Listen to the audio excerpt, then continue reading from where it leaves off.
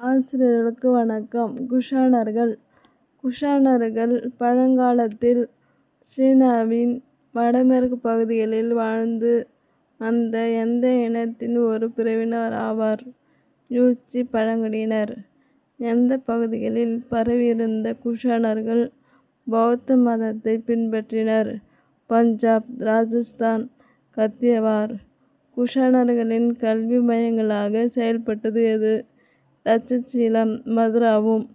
குஷாண பேரரசர்களின் மாபெரும் பேரரசர் யார். கனிஷ்கர். கி.பி. பொ. 78. எந்த ஆண்டு ஒரு புதிய சகாப்தத்தை நிறுவியதன் மூலம் தனது ஆட்சியை பிரகடனப்படுத்தினார். பின்னர் இது சாகர் சகாப்தமாகும். கி.பி. 78. குஷாணர்களின் தலைநகராக இருந்தது எது. தொடக்கத்தில் காபூல், பின்னர் அது பெஷாவர் அல்லது புருஷபுரத்திற்கு மாற்றப்பட்டது. குஷாணர்களின் மிகவும் புகழ்பெற்ற முதல் அரசியல் மற்றும் இராணுவ தளபதி யார். முதலாம் காட்பிசஸ். யார் இந்தோ கிரேக்க இந்தோ பார்த்திய அரசர்களை வெற்றி கொண்டு பாக்ட்ரியாவின் இறையாண்மையுடன் கூடிய அரசராக தன்னை நிலைநிறுத்தினார். முதலாம் காட்பிசஸ். முதலாம் காட்பிசஸ் தன்னுடைய ஆதிக்கத்தை எங்கு வரை பரப்பினார். முதலில் காபூல், காந்தார தேசம் தொடங்கி பின்னர் சிந்து வரையிலும். எவர் சீன ரோமானிய அரசர்களுடன் நட்புறவை மேற்கொண்டவர் யார். இரண்டாம் காட்பிசஸ். யாருடைய நாணயங்கள் சிலவற்றில் சிவபெருமானின் உருவங்கள் பொறிக்கப்பட்டுள்ளன. இரண்டாம் காட்பிசஸ். குஷாண அரசருடைய பட்டப்பெயர்கள் எந்த மொழியில் பொறிக்கப்பட்டுள்ளன. கரோஸ்தே. கனிஷ்கர் எதனை கைப்பற்றி தன் நாட்டுடன் இணைத்து கொண்டார். காஷ்மீர். கனிஷ்கரின் பேரரசு எந்த எல்லைகள் வரை பரவியிருந்தது. கீழே வாரணாசி வரையிலும். வடக்கே காஷ்கர், யார்கண்ட். தெற்கே விந்தியமலை. மேற்கே பாரசீகம், பார்த்தியா வரை. கனிஷ்கர் எந்த மதத்தை சார்ந்தவராவார். ஒரு தீவிர பௌத்தர் ஆவார். கனிஷ்கர் யாரால் பௌத்தத்தை தழுவினார். பாடலிபுத்திரத்தைச் சேர்ந்த பௌத்த துறவியான அஸ்வகோஷர் என்பவரின் போதனைகளால். கனிஷ்கர் எதனை அரச மதமாக்கினார். பௌத்தத்தை. யார் பல ஸ்தூபிகளையும் மடாலயங்களையும் மதுரா, தட்சசீலம் மற்றும் பேரரசின் இதர பகுதிகளையும் கட்டியவர் ஆவார். கனிஷ்கர்.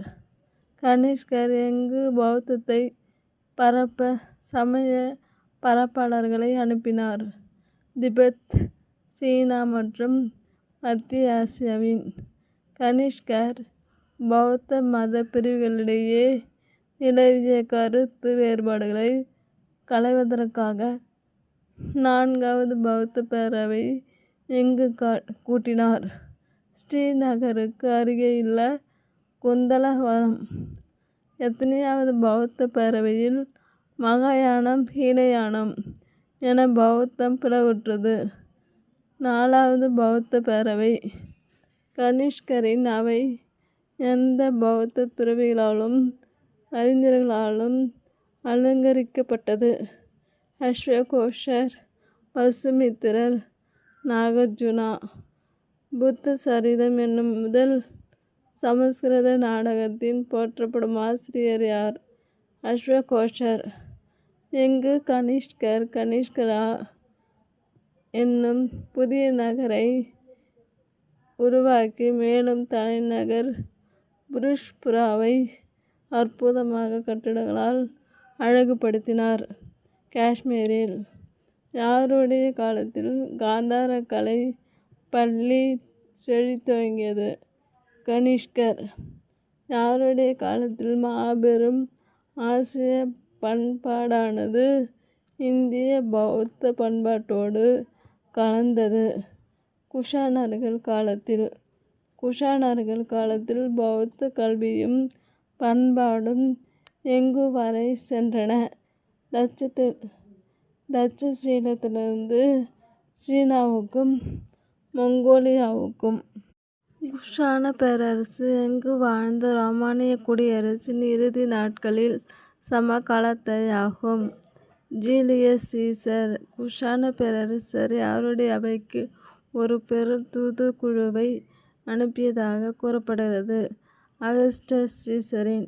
குஷாணர்களில் நன்கு அறியப்பட்டவர் யார்? கனிஷ்கர். யார் மகாயான பௌத்தத்தை தீவிரமாக பின்பற்றினார்? கனிஷ்கர். யாருடைய ஆட்சி காலத்தில் காந்தார கலை வளர்ச்சி பெற்றது? கனிஷ்கர். எந்த நூற்றாண்டின் இறுதியில் வட இந்தியாவில் குஷாணர்களாலும் தெற்கே சாதவாகனர்களாலும் நிறுவப்பட்டிருந்த வலிமை வாய்ந்த